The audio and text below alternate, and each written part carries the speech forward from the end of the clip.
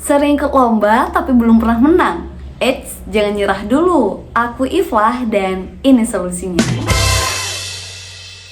Halo teman-teman, jadi ini video pertama aku untuk sharing kepada teman-teman mengenai baca puisi.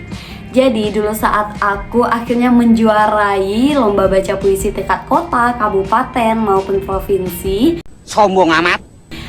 udah banyak hal yang aku lalui dan setidaknya aku membutuhkan waktu 6 tahun untuk memahami apa itu baca puisi.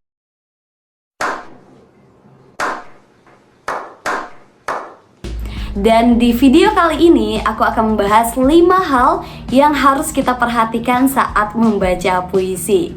Karena 5 hal ini sangat penting dan sepertinya sepele, tapi ini banyak nilai tambah dan bahkan ini adalah dasar utama penilaian saat lomba baca puisi.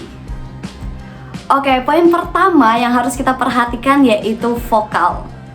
Sebaiknya kita menggunakan vokal dari perut atau suara dari perut. Jadi jangan gunakan suara dari tenggorokan karena itu akan membuat suara kita cepat habis. Nah, gimana caranya menggunakan suara dari perut? Tips yang pertama yaitu tarik nafas dalam-dalam dari hidung dan tahan sebentar baru keluarkan. Seperti ini kan suara dari tenggorokan ya, A, biasa ya, A. Nah, kalau kita menggunakan suara dari perut seperti ini, seperti itu.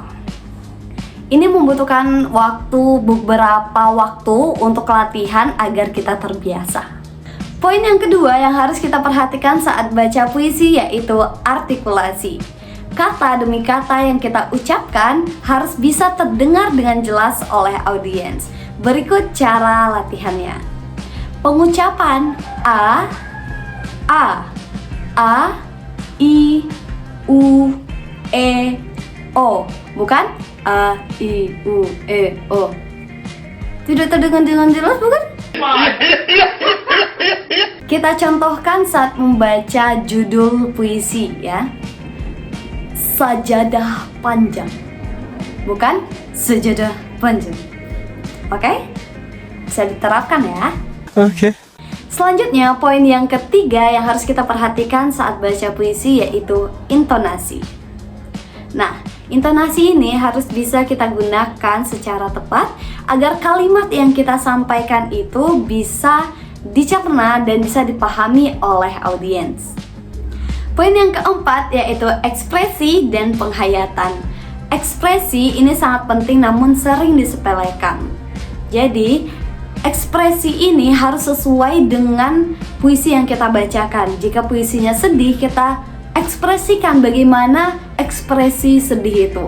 Nah, kalau bahagia, kita tunjukkan wajah bahagia. Nah, penghayatan ini sejalan dengan ekspresi. Jika penghayatan sudah kita dapatkan, maka ekspresi tadi akan mengikuti secara otomatis. Poin yang kelima yang gak kalah penting namun sering disepelekan juga yaitu penampilan atau kostum. Nah, kita harus bijak dalam memilih pakaian atau kostum yang akan kita kenakan yang menggambarkan isi dari puisi yang akan kita bacakan. Jika puisi kita sedih, tampakkanlah atau kenakanlah pakaian yang sederhana dan cenderung sedih. Jangan gunakan pakaian yang warna-warni, yang wah gitu ya, yang sangat-sangat tidak mencontohkan puisi yang akan kita bacakan.